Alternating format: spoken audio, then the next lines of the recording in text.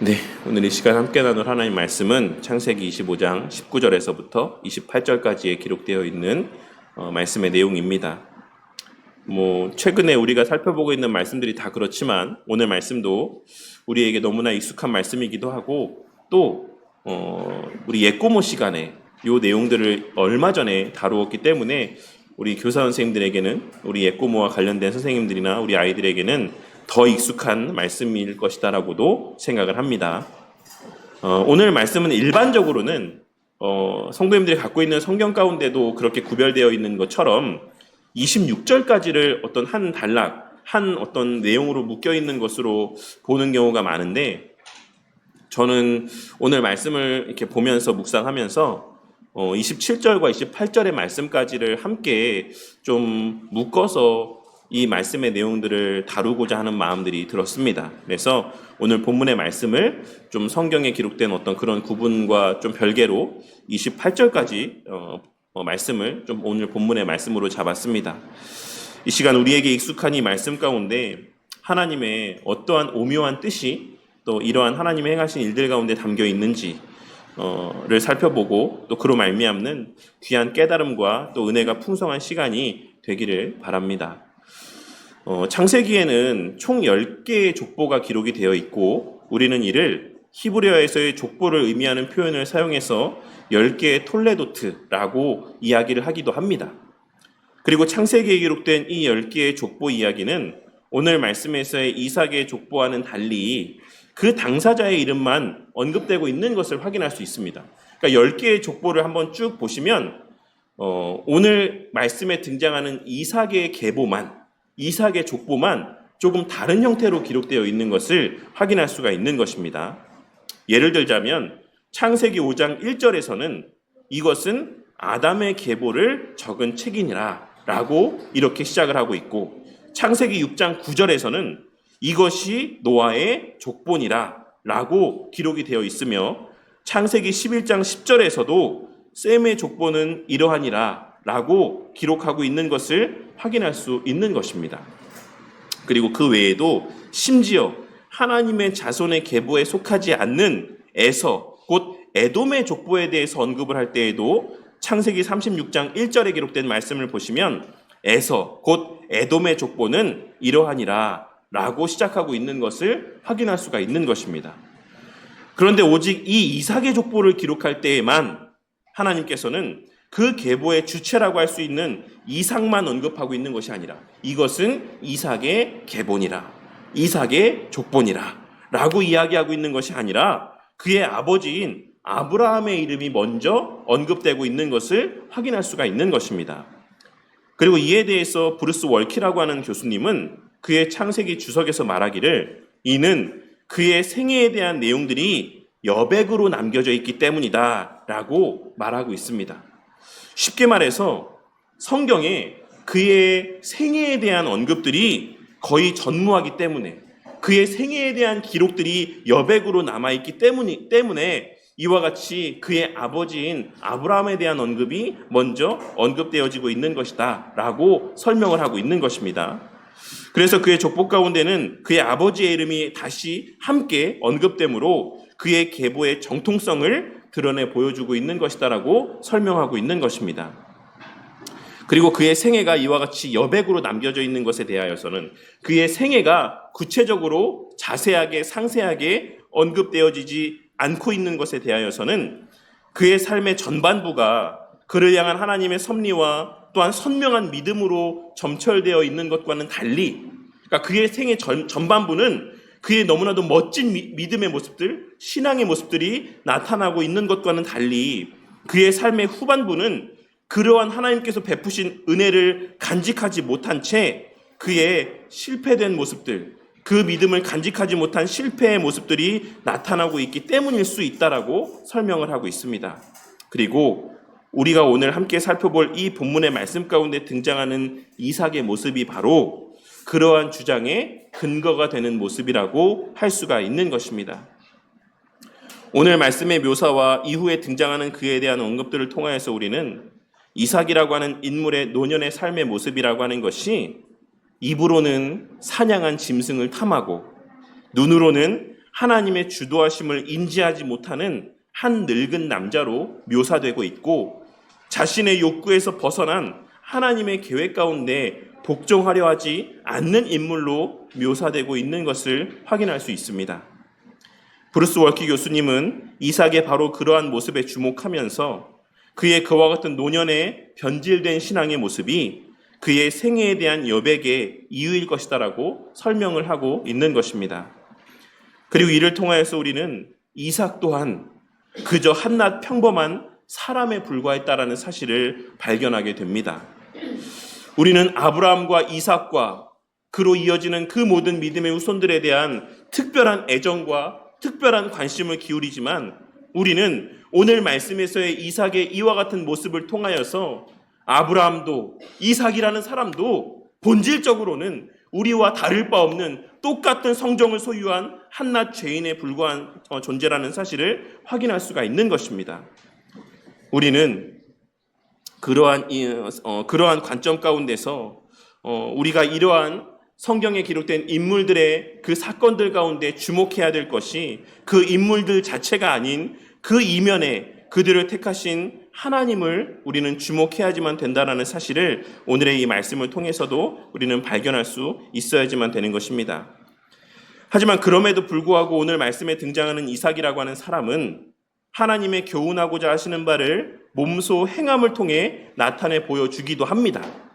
그것은 바로 그의 인내와 하나님의 약속을 향한 신뢰와 그러한 신뢰를 바탕으로 한 그의 간절한 기도의 모습입니다.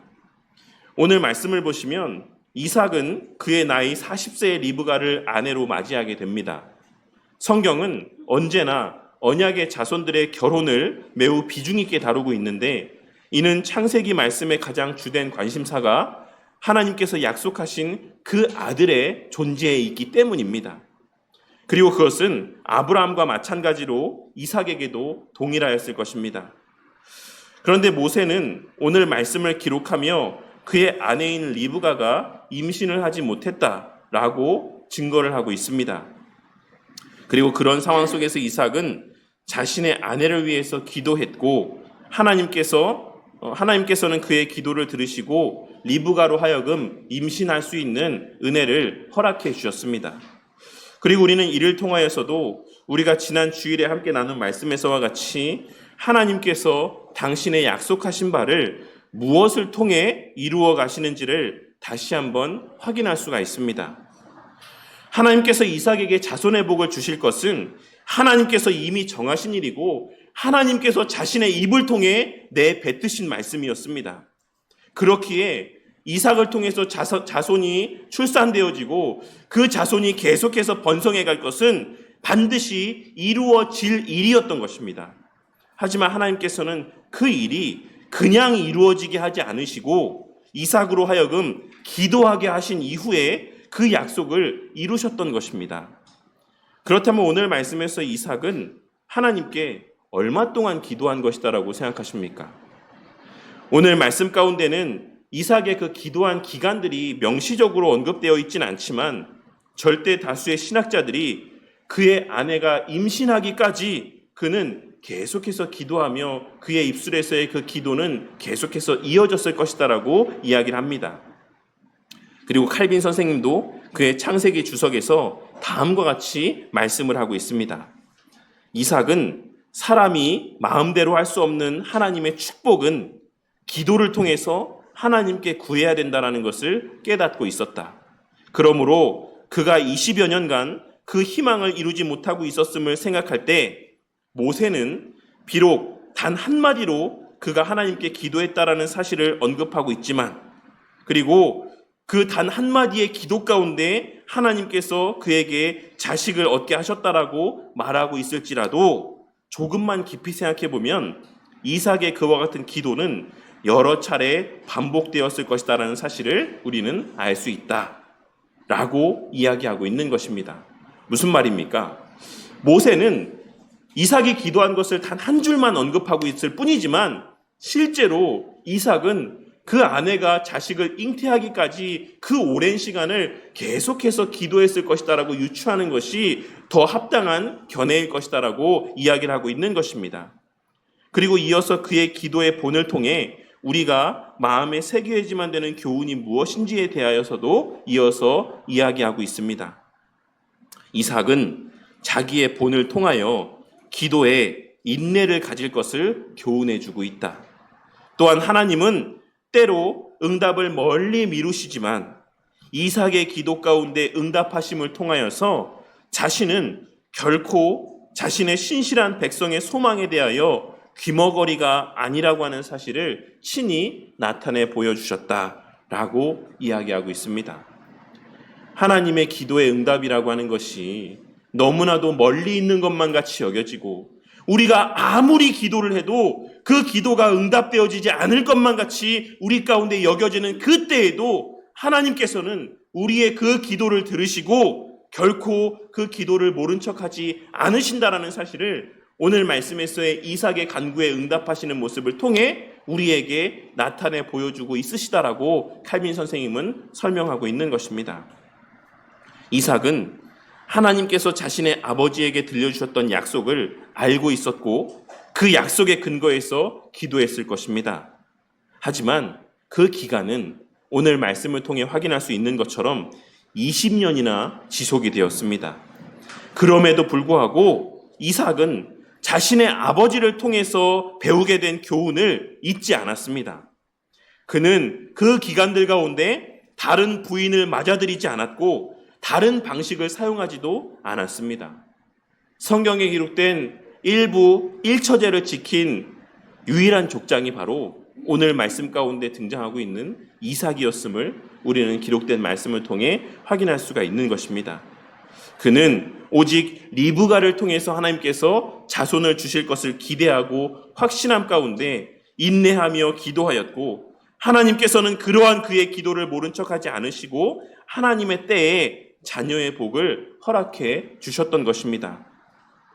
이 사실을 명심하고 그것이 하나님의 약속하신 바가 분명하다라고 한다면, 기록된 말씀 가운데 보증된 약속이 분명하다라고 한다면 그 말씀을 붙잡고 신뢰함 가운데 인내로 기도하는 저와 우리 모두가 되기를 바랍니다. 비록 그 기도가 당장에 응답되어지지 않는다라고 할지라도, 내가 아무리 기도해도 그 기도에 대한 응답으로서의 그 어떤 모습이 내 눈앞에 보여지지 않는다라고 할지라도 우리의 기도하는 바가 하나님 말씀에 약속된, 하나님께서 말씀하신 바에 근거한 바른 목적에서의 기도가 분명하다라고 한다면 인내함 가운데 기도하는 우리 성도님들이 되시기를 바란다는 것입니다. 특별히 칼빈 선생님은 오늘 말씀에서의 이삭의 이야기를 교회와 연결지어서 설명을 하고 있습니다.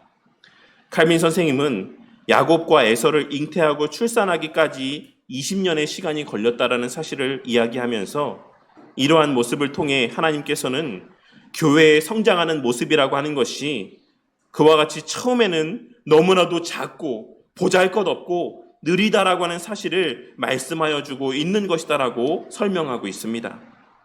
그러면서 아브라함도 고령의 나이 가운데 있을 때 오랫동안 자손을 보지 못하다가 이삭이라는 한 사람으로 위안을 받았고 그 한 사람에게 모든 희망을 걸었다라고 이야기하며 복음이 전파되고 하나님의 나라가 증거되며 교회가 세워지고 자라간다라고 하는 것은 그와 같이 속도가 느리고 미미한 전진 가운데, 진전 가운데 있지만 그러한 미천한 기원이 그 후에 예상 밖의 번성을 더욱더 영광스럽게 한다라는 사실을 강조하고 있는 것입니다.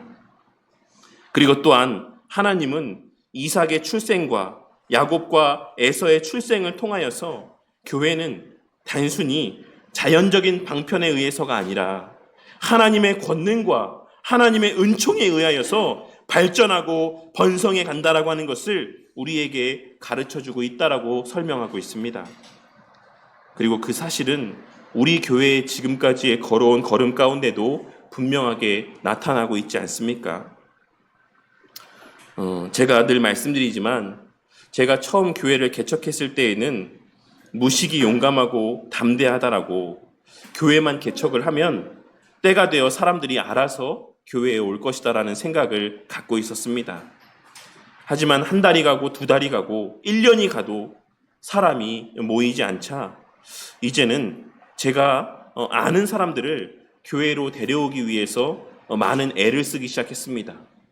이 사람에게도 연락을 해보고 저 사람에게도 연락을 해보면서 우리 교회로 이렇게 데려오기 위한 인간적인 노력들을 나타내 보이기 시작했다라는 것입니다. 하지만 그러한 여러 설득과 권면에도 정말 내가 이야기하면 우리 교회 가운데 정말 꼭 올 것이다라고 생각했던 사람들조차도 교회에 오지 않았고, 그나마 그와 같은 방식을 통해서 교회에 오게 된 사람들도 얼마 지나지 않아서 다시 다 떠나가는 것을 보게 되었습니다. 그리고 저는 하나님 앞에 기도를 하였습니다. 그리고 그 기도의 열매들이 우리 성도님들 가운데 있는 분들이라는 사실을 제가 이미 여러 차례 말씀드려서 우리 성도님들도 알고 있으실 것이다라고 생각을 합니다. 최근에 제가 예전에도 말씀드린 적이 있었는데 한동안 그런 기도를 했었습니다. 교회에 왔다가 정착하지 않고 그냥 한 번, 두 번 왔다가 계속 오지 않는 그런 성도님들 때문에 제가 마음 가운데 좀 이렇게 눌림이 되는 마음들이 많이 있었어요. 그래서 하나님 앞에 뭐라고 기도를 했냐면, 하나님, 이럴 바에는 그냥 차라리 오지 않게 해주십시오. 그 한 번 오고 두 번 오는 사람 때문에 제가 설교하는 것에서도 너무나도 많은 신경이 쓰이고 예배를 드림에 있어서 너무나도 많은 방해가 됩니다. 그러실 바에는 그냥 차라리 그렇게 한 번, 두 번 방문하는 성도들, 그런 사람들은 아예 없게 해주십시오라고 그렇게 기도를 했습니다. 그런데 참 거짓말과 같이 그렇게 기도하고 난 이후에 정말 방문하는 성도가 하나도 없었습니다. 그게 한 1년이 지나고 훨씬 더 오랜 시간이 지나면서 제가 뭐라고 기도를 했냐면, 그래도 이건 좀 너무 심한 것 같다, 하나님. 그래도 좀 이제 발걸음 좀 하게 해주셔라 라고 제가 기도를 하기 시작을 했습니다. 그런데 그와 같이 기도를 했을 즈음에 정말 거짓말처럼 오지영 청년과 조성진 청년이 교회를 발걸음하게 되었고, 또 우리 김종민 청년을 통해서 우리 송현준 청년이 교회를 발걸음하게 되었고, 그리고 우리 배정희 집사님이 교회를 오시게 되었고, 정말 거짓말처럼 우리 김선태 성도님이 함께 예배를 드리게 되었습니다. 이 외에도 사실 제가 이 시간에 다 말할 수 없는 여러 그러한 내용들이 있지만, 하나님께서는 교회가 걸어가는 걸음들 가운데 성도들의 교회를 향한 기도를 얼마나 귀하게 보시고 가치 있게 보시고 또한 무겁게 여기시는지를 저는 이러한 세세한 일들을 통해서 매번 깨달으며 하루하루의 삶을 살아가는 가운데 있습니다. 오늘 말씀을 통하여서 교회를 위해서 기도하는 것, 하나님의 나라를 위해서 우리가 기도하는 것이 우리의 삶에서 얼마나 중요한 일인지를 깨닫게 되는 은혜가 있으시기를 바랍니다. 칼빈 선생님은 교회는 인간의 부지런함에 기원된 것이 아니라 오직 하나님의 은총으로만 되는 것임을 오늘 말씀에서의 이삭에 관한 말씀을 통해 배울 수 있어야지만 된다라고 이야기하고 있습니다. 오늘의 이 이삭의 말씀에서의 그의 기도의 내용을 통해서 우리는 교회라고 하는 곳이 인간의 부지런함이나 열심이나 노력으로 세워지는 것이 아닌 오직 하나님의 은총으로만 세워져 가는 것이다라고 하는 교훈을 배울 수 있어야지만 된다라고 강조하고 있는 것입니다. 이 사실을 깨닫고 비록 우리의 지금의 현실이 모든 것이 부족하고 여전히 열악함 가운데 있는 상황이라고 할지라도 오직 바른 진리를 전하며 하나님의 택하신 자들을 불러 모으시기 위해 하나님께서 우리 교회 공동체를 친히 세우셨다라는 사실을 믿고 확신함 가운데 언젠가는 또 하나님의 정하신 때에 보내어 주실 성도들을 또 기대하며 그 날을 준비하며 인내 가운데 소망을 품고 기도하며 끝내 그 소망을 이루시는 하나님의 은총을 목독해 되는 저와 우리 모두가 되기를 바랍니다. 오늘 말씀은 그와 같이 하나님의 택하신 자들의 기도의 가치에 대한 것을 말씀하고 있는 것이기도 하지만 또한 하나님의 택하심에 대한 교훈을 말씀하여 주고 있으신 본문의 내용이기도 합니다. 바울 사도는 오늘 말씀에서의 이 에피소드를 근거로 로마서 9장 10절에서부터 15절의 말씀에 이르기까지 하나님의 택하심에 대한 교훈을 증거하고 있습니다. 그리고 그러한 가르침들에 근거하여서 우리가 신뢰하는 웨스트민스터 신앙고백서 3장에서는 다음과 같이 고백을 하고 있습니다. 하나님의 작정에 의해 그의 영광을 나타내시려고 어떤 사람들과 천사들은 영원한 생명을 얻도록 예정하셨고 다른 이들은 영원한 사망에 이르도록 미리 정하셨다.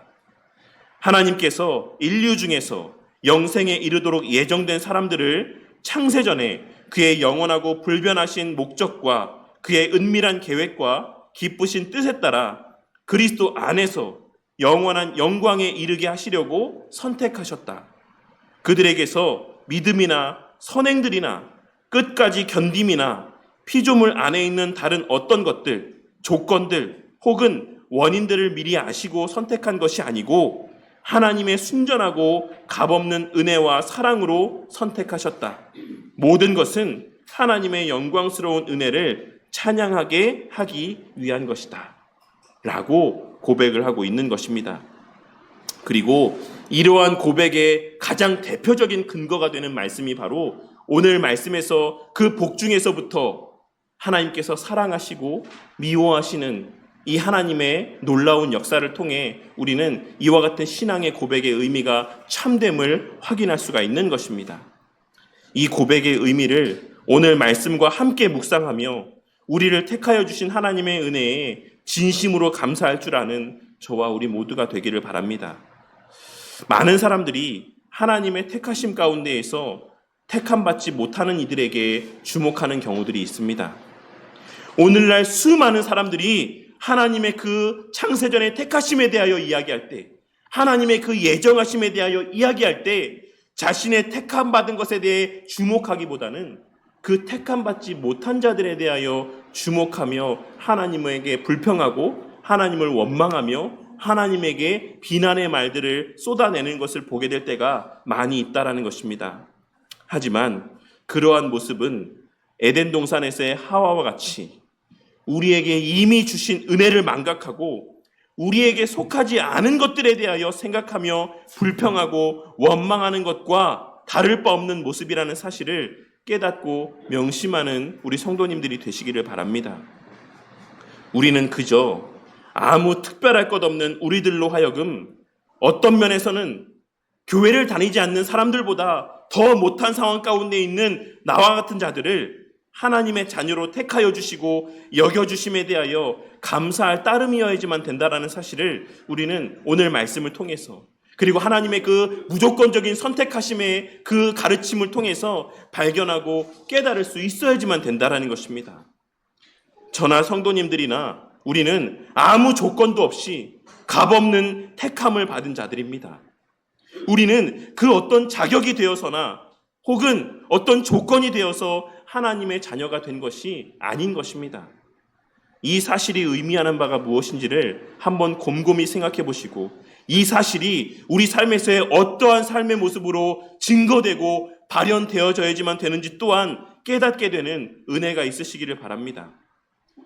제가 이미 이전에도 말씀드렸던 것처럼 그리고 얼마 전 오후 신학 강좌 때도 말씀드렸던 것처럼 우리 각자의 마음 가운데는 우리는 아무 조건 없이 택함을 받았다라고 이야기를 하지만 우리의 마음 가운데는 우리 나름의 구원의 기준이 있고 전도에 대한 기준이 있는 것을 발견하게 될 때가 있습니다.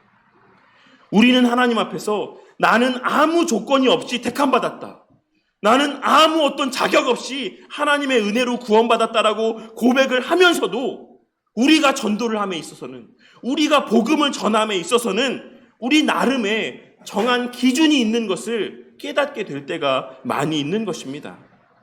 그래서 누군가에게는 복음을 전해봤자 쓸모없다라고 생각을 하기도 하고 또 누군가에 대해서는 내가 저 사람한테 복음을 전하면 저 사람은 이 복음을 받아들일 거야 라고 생각하며 복음을 전하기도 하는 상반된 모습을 나타내 보일 때가 있는 것입니다. 하지만 우리는 그것을 판단하는 존재가 아님을 오늘 말씀을 통해 깨닫게 되는 은혜가 있으시기를 바랍니다. 우리는 그러한 것을 생각하지 말고 그저 하나님께서 복음을 전하라고 말씀하셨으니 복음을 전하기만 하면 되는 자들입니다. 우리의 편에서 저 사람은 회심하지 않을 거야. 저 사람은 복음을 전해도 거기에 반응하지 않을 거야. 저 사람한테는 아무리 교회에 대한 이야기를 해도 소용없을 거야. 라고 생각하고 우리 편에서 먼저 판단을 내리고 복음을 전할 것인지 전하지 않을 것인지를 판단하는 것이 아니라 하나님의 그 구원의 역사라고 하는 것은 그 어떤 외적인 조건 가운데 영향을 받지 아니함을 기억하고 그가 하나님의 택하신 자일 수 있음을 기억하며 떠올리며 우리와 만나게 하시는 모든 이들에게 복음을 전하기 위한 열심을 나타내 보이는 자들이 되어야 마땅한 것이며 그것이 바로 하나님의 무조건적인 선택의 그 교리를 바르게 알고 마음 가운데 그것을 진심으로 공감하는 자들의 마땅히 나타내 보여야 될 삶의 모습이라는 사실을 우리는 깨달을 수 있어야지만 되는 것입니다. 하나님께서 우리에게 한 영혼 한 영혼을 위해서 기도하라고 말씀하셨습니다. 하나님께서 우리와 만나게 하시는 모든 이들에게 복음을 전하라고 말씀하셨습니다. 그 나머지의 일들은 하나님의 창세전에 택하심의 그 뜻에 따라 하나님께서 행하시는 일들인 것입니다. 이 사실을 깨닫고 이전의 나의 모습을 떠올리며 나와 같은 자를 택하여 주셨음에 감사하며 나에게 기도하게 하시는 자, 나에게 복음을 전하게 하시는 자들을 떠올리며 늘 기도함 가운데 복음을 전하기 위해 열심을 내는 삶을 살아가는 저와 우리 모두가 되기를 바랍니다. 그리고 마지막 셋째로 우리의 육신의 탐욕이 하나님의 약속에 대한 우리의 도리와 마땅한 그리스도인으로서의 자세, 그 본분을 망각하게 만들 수 있다는 사실을 우리는 오늘 말씀을 통해 발견하고 깨달을 수 있어야지만 될 것입니다. 어떤 면에서는 저는 오늘의 이 세 번째 말씀의 내용을 좀 가장 마음에 깊이 새겼다라고 할 수 있습니다. 오늘 말씀에서의 이삭은 우리에게 본이 될 만한 좋은 신앙의 모습들을 가지고 있었지만 그의 노년에는 한 인간으로서 어쩔 수 없는 연약의 모습과 부족의 모습을 나타내 보였습니다. 오늘 말씀에서 하나님께서는 모세를 통하여서 이삭이 에서를 더 사랑했다라는 사실을 분명하게 기록하게 하셨고 그 이유는 단지 에서가 사냥해온 고기를 그가 좋아했기 때문이라는 사실을 기록해 하셨습니다. 그리고 하나님께서는 그와 같이 이삭의 부족과 연약을 허락하신 것에 대하여 하나님께서 그와 같이 이삭의 부족과 연약의 모습을 허락하신 것에 대하여 칼빈 선생님은 하나님께서 자신의 선택이 아주 확고한 것이므로 그 어떠한 조력도 필요 없으며 어떠한 장애물도 능히 이길 수 있다는 사실을 분명히 나타내 보여주시고자 이삭의 이와 같은 허물을 허용하셨다라고 이야기를 하고 있습니다. 이삭이 그 먹는 음식에 취해서 그 먹는 음식에 대한 탐심에서 하나님의 그 약속하신 바를 어그러뜨리려고 했지만 하나님께서는 그것을 허용하심으로 말미암아 그리고 그 허용하심 가운데 그의 그와 같은 마음을 뛰어넘으심으로 말미암아 하나님의 뜻이 이루어지는 데는 그 어떤 방해물도 존재할 수 없다. 그 어떤 장애물도 그 하나님의 뜻을 어그러뜨릴 수 없다라는 사실을 분명하게 나타내 보여주시기 위해 그의 그와 같은 음식에 대한 식탐을 허용하시고 있다라고 말씀하고 있는 것입니다. 그리고 칼빈 선생님은 그러한 이삭에 대해서 언급을 하면서 이렇게 표현하고 있습니다. 이삭은 하나님의 말씀을 잊을 만큼 산의 진미에 탐닉해서 야곱에 대한 하나님의 은총을 경멸함으로써 하나님께서 거부하신 자에게 자기의 애정을 마음대로 쏟았다. 이삭은 자기 아들에게 예정된 유산보다도 음식을 더 중하게 여기면서 하나님의 무상의 계약을 힘 닿는 대로 전복시키려고 했다. 칼빈 선생님은 이삭의 그 노년의 모습, 그가 에서를 더 사랑했던 이 모습에 대하여서 그가 하나님께서 값없이 베푸신 그 은혜를 힘 닿는 대로 전복시키려 했다라고 표현을 하고 있는 것입니다. 무슨 말입니까? 하나님께서 야곱과 에서에 대한 말씀을 그에게 분명히 들려주셨음에도 불구하고 이삭은 분명히 하나님께서 야곱을 사랑하고 에서를 미워하셨다라는 사실을 알려주셨음에도 불구하고 에서가 사냥해온 고기를 먹는 것에 취하여서 그 고기를 통해 누리게 되는 그 음식의 맛에 탐닉하여서 하나님의 약속의 말씀까지도 저버리고 그가 더 애정을 쏟아야 되는 대상을 멀리하고 그렇지 말아야지만 될 대상을 향해서 애정을 나타내 보이고 있다라고 말씀하고 있는 것입니다. 오늘 말씀에서의 이삭의 모습을 통해 우리가 우리의 삶 속에서 경계해야지만 될 모습이 무엇인지를 깨닫게 되는 은혜가 있기를 바랍니다. 위대한 족장이라 일컬음받는 이삭조차도 자유할 수 없었던 우리가 경계해야지만 되는 우리 삶에서의 큰 시험의 거리가 무엇인가를 오늘 말씀을 통해 발견하고 깨닫게 되는 은혜가 있으시기를 바란다는 것입니다. 신원하 교수님께서 쓰신 죽음에 이르는 7가지 죄라고 하는 책의 내용 가운데 탐식과 관계된 챕터에서 신원하 교수님은 에바그리우스라고 하는 초기 교부의 말을 인용하면서 에바그리우스는 탐식을 가리켜서 음식에 대한 탐욕을 가리켜서 모든 정욕의 어머니라고 표현했다라는 사실을 이야기하고 있습니다. 성경에는 음식을 탐하는 것에 대한 여러 경고의 메시지들이 기록이 되어 있습니다. 첫사람 아담과 하와도 먹는 것의 문제로 넘어졌고 광야 시절 이스라엘 백성들은 만나를 먹으면서도 불평하고 고기를 그리워하며 하나님의 베푸신 은혜를 망각한 채 애굽에서의 삶을 오히려 더 나은 삶이라 여기게 되는 어처구니 없는 모습을 나타내 보이기도 하였습니다. 솔로몬은 잠언 23장 20절 말씀에서 술을 즐겨하는 자들과 고기를 탐하는 자들과도 더불어 사귀지 말라라고 말씀하고 있고 잠언 28장 7절에서는 음식을 탐하는 자와 사귀는 자는 그 아비를 욕되게 하는 자라고 말씀을 하고 있습니다. 그리고 유대인들은 예수님을 가리켜서 마태복음 11장 19절 말씀이나 누가복음 7장 34절에 기록된 말씀에서와 같이 음식을 탐하는 자, 탐식자라고 말하며 조롱했다라는 사실을 알 수가 있습니다. 그렇다면 음식을 탐하는 것과 우리의 신앙은 어떤 관계가 있는 것이겠습니까? 앞서 언급한 에바그리우스는 마귀가 8가지의 악한 생각들로 당시의 수도사들을 유혹한다라고 이야기하면서 그 첫 번째가 바로 식탐이라고 이야기를 하였습니다. 그리고 식탐이야말로 가장 낮은 수준의 유혹이지만 음식에 대한 탐심이야말로 우리가 받을 수 있는 삶에서의 가장 낮은 단계의 유혹이지만 또한 동시에 인간이 가장 극복하기 힘든 죄라고 이야기하고 있습니다. 왜냐하면 음식에 대한 탐심은 인간의 생존을 위한 가장 기본적인 욕구와 관련되어 있기 때문에 그렇습니다. 그리고 이는 먹는 것과 관계된 문제가 우리의 삶 속에서 가장 빈번하게 마주하게 되는 시험의 거리라는 사실을 의미한다라고도 할 수 있습니다. 그리고 그렇기에 마귀는 예수님을 시험할 때에도 가장 먼저 돌을 빵으로 만들려고 하는 음식과 관계된 시험을 하였던 것이다라고 할 수가 있는 것입니다.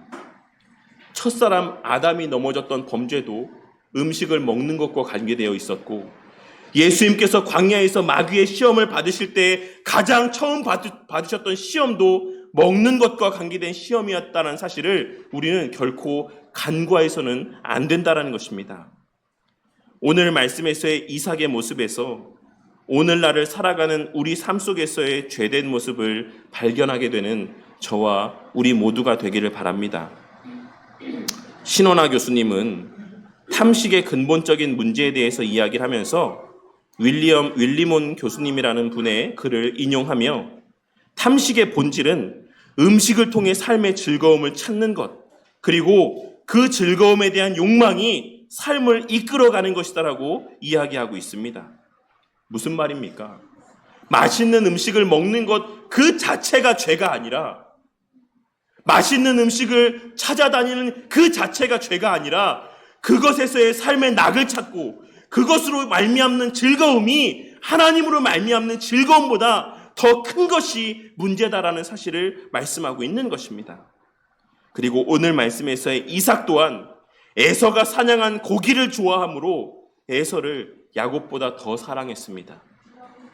하나님의 약속이 있음에도 불구하고, 하나님의 약속을 알고 있음에도 불구하고, 그 하나님의 약속을 그 귀로 직접 들었음에도 불구하고 그 입에 들어오는 고기의 그 맛을 더 사랑함으로 야곱보다 에서를 더 사랑했다라고 하나님께서는 말씀하고 있는 것입니다. 본문에서의 에서가 사냥한 고기를 좋아함으로 라고 번역되어 있는 표현은 실제로 원문에는 그의 입 안에 사냥한 고기가 있기 때문에 에서를 사랑하였다라는 의미로 기록을 하고 있습니다. 그러니 실제 이삭의 관심이라고 하는 것은 에서라는 그 아들이 아니라 에서가 사냥해온 고기에 있었다라고 하는 사실을 성경 말씀은 보다 분명하게 증거하고 있는 것입니다. 그리고 그 뒤에 바로 이어지는 내용이 무엇입니까? 그와 같이 이삭이 그 고기 때문에 에서를 더 사랑했다라고 하는 성경의 말씀에 바로 이어지는 에피소드가 어떤 말씀이 언급되어지고 있습니까? 바로 에서가 팥죽 한 그릇에 장자권을 팔아 넘기는 사건에 대한 내용들이 기록되어져 있는 것입니다. 이러한 일련의 언급들을 통하여서 오늘날 우리가 경계해야 되는 것이 무엇인지를 분명하게 깨닫게 되는 저와 우리 모두가 되기를 바랍니다. 앞서 언급한 신원하 목사님이 쓰신 그 7가지, 죽음에 이르는 7가지 죄라고 하는 책의 내용에 따르면 사실 이 책의 내용은 신원하 교수님이라는 분이 새롭게 쓰신 책이 아니에요. 예전에 5세기, 4세기경에 이미 수도사들 사이에서에 나왔던, 그리고 에바그리우스라고 하는 그러한 수도사들이 성경의 말씀들을 근거로 해서 죽음에 이르는 7가지 대죄 혹은 8가지 죄라고 하는 내용들을 한데 묶고 그거를 연구해서 이렇게 책으로 편찬한 내용입니다. 그래서 제가 그 책의 내용을 통해서 보기로는 고신대 안에는 이제 이런 과목이 있기도 했다라고 합니다. 그래서 이 과목을 개설해서 가르치시기도 했다라고 하는데, 어쨌든 그 신원하 목사님이 쓰신 책의 내용에 따르면 오늘날 선지국에서 가장 많이 팔리는 책이 무엇이라고 생각하십니까? 아니에요. 그랬으면 좋겠지만 오늘날 선진국에서 먹고 살만한 나라에서 가장 많이 팔리는 책은 음식과 관계된 책이고 다이어트와 관계된 책이라고 합니다. 그리고 이는 선진 사회일수록 맛있는 음식을 먹는 것과 살을 빼는 일이 사람들의 삶에 가장 주요한 관심사로 자리 잡았다라는 것을 이야기해 줍니다. 그리고 우리나라의 삶의 모습을만 지켜봐도 우리가 그 사실을 충분히 확인할 수 있지 않습니까? 요즘에 젊은 사람들에게는 정말 소위 유명한 맛집이라고 하는 곳에서 맛있는 음식을 먹고 그에 대한 인증샷들을 남기는 것이 하나의 그들의 놀이 문화로 이렇게 퍼져 있을 만큼 오늘날 젊은 사람들에게 있어서 맛있는 음식을 먹는 것은 삶에서의 너무나도 중요한 한 부분을 차지하고 있습니다. 물론 그 일 자체가 죄라고 할 수는 없죠. 하지만 과연 우리가 그와 같이 맛있는 음식 한 그릇을 먹기 위해 쏟는 그 열심이 나의 하나님의 말씀을 보고 기도하는 열심보다, 주의 몸된 교회를 중심으로 살아가는 그 열심보다 더한가 못한가 라고 하는 것에 대하여서는 우리가 한번 스스로 생각해 보아야지만 될 문제라고 생각을 합니다. 저와 우리 성도님들은 오늘날 어디에서 기쁨을 찾으며 살아가고 있습니까? 저와 우리 모두는 어디에서 만족을 누리면서 살아가고 있습니까? 앞서 신원하 교수님이 말씀하셨던 것처럼 음식을 탐하는 죄는 먹는 행위 그 자체를 죄라고 말하는 것이 아닙니다. 먹는 것에서 만족을 찾는 것, 맛있는 음식을 배불리 먹는 것을 이 세상에서의 최고의 가치로 여기며 사는 것을 죄라고 이야기하고 있는 것입니다.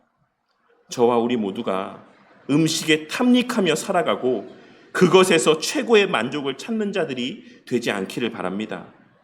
먹고 사는 문제를 삶에서의 최고 우선되는 문제라고 생각하고 먹고 사는 문제가 해결되는 것에서 최고의 만족을 찾으려 하는 자들이 되지 않기를 바란다는 것입니다.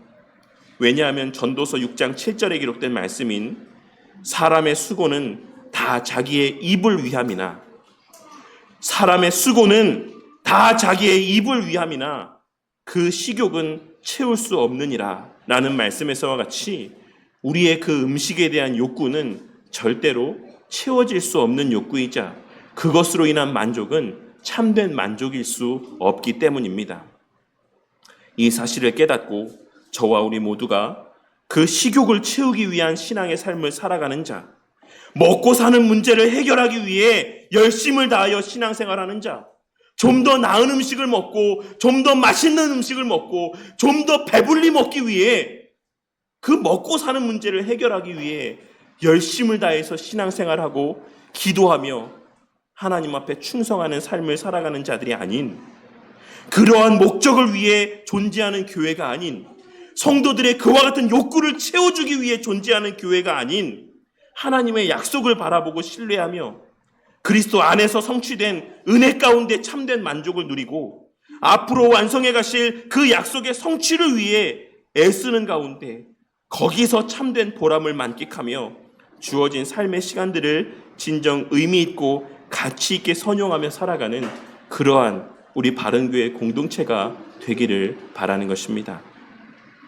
하나님께서는 야곱과 에서에 대해서 말씀하시면서 이 족속이 저 족속보다 강하겠고 큰 자가 어린 자를 섬길 것이라고 말씀하셨습니다. 저는 이 말씀의 의미를 오늘 말씀의 내용과 관련하여 생각하면서 진짜로 하나님 앞에서의 강한 교회, 훗날 진정 섬김을 받을 교회의 모습은 어떤 교회의 모습일까라고 하는 것에 대해서 생각을 해보았습니다. 오늘날은 교회 교인의 수가 목사의 수준과 역량을 대변하고 사람이 소유한 재산의 정도가 그 사람의 수준과 가치를 대변하는 시대가 된 것 같습니다. 실제 그 사람은 어떤 사람이든지 간에 그 사람이 소유한 재물이 많으면 많을수록 그 사람은 존귀한 대접을 받고 실제 그 목사가 어떠한 사람인가를 떠나서 그 교회가 섬기는 교회의 교인의 수가 많으면 많을수록 그 교회는 대단한 목사로 인정을 받고 사람들로부터 높임을 받는 시대를 우리는 살아가고 있는 것입니다. 그리고 그러한 이 시대의 문화가 사람들에게 있어 먹고 사는 문제가 삶에서의 가장 우선된 문제로 여겨지게 된 하나의 중요한 원인이 아닌가 생각을 해보게 됩니다.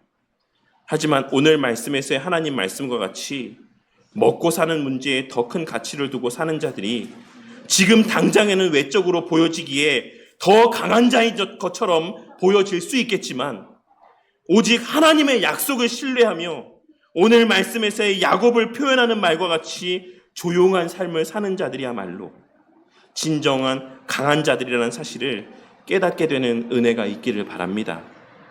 오늘 말씀에서의 야곱과 에서의 싸움은 훗날 예수님의 탄생 이후에도 동일하게 반복되었습니다. 예수님께서 이 땅에 성육신하셨을 때 당시 이스라엘에서 가장 강한 힘을 소유하고 있던 사람은 헤롯이었습니다. 그리고 그 헤롯은 어떻게든 예수님을 죽이기 위해 수단과 방법을 가리지 않았습니다. 그런데 그 헤롯 왕이 어떤 민족이었을 것이다라고 생각하십니까? 그 헤롯 왕의 출신이 어떤 족속이었을 것이다라고 생각하십니까? 헤롯 왕은 에돔 족속이었습니다. 그는 에서의 후손이었던 것입니다. 당시의 세상의 권력의 정점에 서 있던 에서의 후손이 하나님의 약속의 성취를 위해 야곱의 후손으로 오신 예수님을 죽이려 했던 것입니다. 그와 마찬가지로 이 땅에서의 우리의 삶의 시간들 가운데 찾아올 우리의 먹고 사는 문제와 관계된 시험은 이 땅에서 우리의 죽는 날까지 계속될 것입니다. 우리의 개인의 신앙의 삶에서는 물론이고 심지어 교회를 세워가는 데 있어서도 끊임없이 사탄은 우리의 먹고 사는 문제로, 우리의 먹을 것과 관계된 문제들로 끊임없이 그 삶을 흔들어 놓으려고 하고 교회를 뒤흔들어 놓으려고 할 것입니다. 하지만 오늘 말씀에서의 야곱을 나타내 보여주는 조용한이라는 표현의 의미를 기억하고 마음에 새기는 저와 우리 모두가 되기를 바랍니다. 오늘 말씀에서의 조용하다라고 번역되어 있는 히브리어 탐이라고 하는 표현은 아가서 5장 2절과 6장 9절에도 사용된 표현인데 그 말씀 가운데는 각각 흠없는 자, 완전한 자라는 의미로 번역된 표현입니다. 하지만 브루스 월키 교수님은 이 표현을 교양 있는, 세련된 이라는 의미로 번역하는 것이 더 합당한 번역일 것이다라고 이야기하고 있습니다. 왜냐하면 야곱에게는 흠없는 자, 완전한 자라는 표현이 어울리지 않기 때문에 그렇습니다. 왜 그렇습니까? 야곱이 행하였던 그 삶의 모습을 통해서 우리는 그 야곱이라는 사람이 도덕적으로 완전한 사람은 아니었을 것이다라는 사실을 충분히 짐작할 수 있기 때문이라고 할 수 있는 것입니다. 그리고 이를 통해 우리 또한 외적인 성과를 추구하기보다는 내실을 추구하는 자들이 되기를 바랍니다.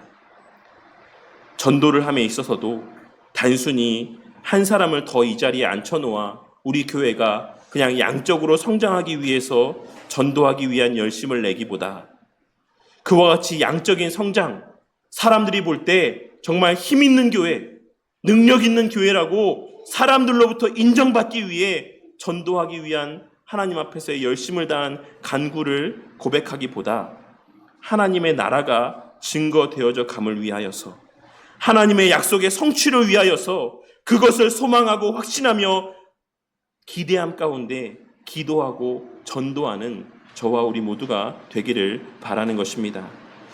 그러할 때 하나님께서는 우리와 같이 보잘것없는 자들을 통해 우리와 같은 형편 가운데 있는 전혀 복음에 반응하지 않을 것만 같이 여겨지는 이들까지도 하나님의 은혜의 역사 가운데 이 주의 몸된 교회의 일원이 되어 함께 교회로 세워져 가게 하실 것입니다. 그리고 우리의 참된 만족과 기쁨은 바로 그와 같이 한 영혼이 회심하며 그리스도 안에 거하게 되는 모습을 목독해 되는 것과 우리와 같은 자들의 신앙을 자라가게 하여 주심으로 주의 몸된 교회가 그와 같은 자들, 우리와 같은 자들을 통해 세워져 가고 그리스도 안에서의 기쁨을 더욱 온전히 누리고 만끽해가는 모습을 목독하는 것에 있는 것에 있음을 깨닫게 되는 은혜가 있기를 바랍니다. 우리 교회가 좀 더 나은 것을 먹고 맛있는 음식을 먹는 것에서 기쁨을 찾는 것이 아니라 한 영혼 한 영혼이 자라가는 모습을 통하여서 이전에는 그렇지 않았던 이들이 점점 더 신앙적인 말들을 해가고 전에는 하나님과 관계없는 것에 주목하며 살던 자들이 하나님과 관계된 것들에 주목하며 살아가는 그와 같은 변화되어져가는 모습을 통해서 진정한 만족과 진정한 기쁨을 누리고 만끽하는 그러한 우리 공동체가 되기를 바라는 것입니다. 그리고 하나님께서는 그러한 우리를 가리켜서 너희들이 진정 강한 자이고 너희들이야말로 온 세상에 섬김을 받게 될 자들이라고 말씀하여 주고 있으신 이 하나님의 약속의 말씀을 또한 다시 한번 깨닫게 되는 은혜가 있으시기를 바랍니다. 저와 우리 모두가 앞으로의 삶의 시간들 가운데도 계속해서 끊임없이 우리의 신앙을 공격할 먹을 것의 미혹, 먹고 사는 문제들로 인한 여러 시험들 가운데서 하나님의 약속을 신뢰함 가운데 열심을 다해 말씀 보고 기도하며 복음을 전하는 삶을 살아가는 저와 우리 모두가 되므로 교회에 내실을 다져가기 위해 더 열심을 다하는 저와 우리 모두가 되므로 하나님의 은혜 가운데 하나님의 구속 역사 완성에 귀하게 쓰임받는 저와 우리 모두가 되기를, 우리 바른교회 공동체가 되기를 주님의 이름으로 간절히 축원합니다.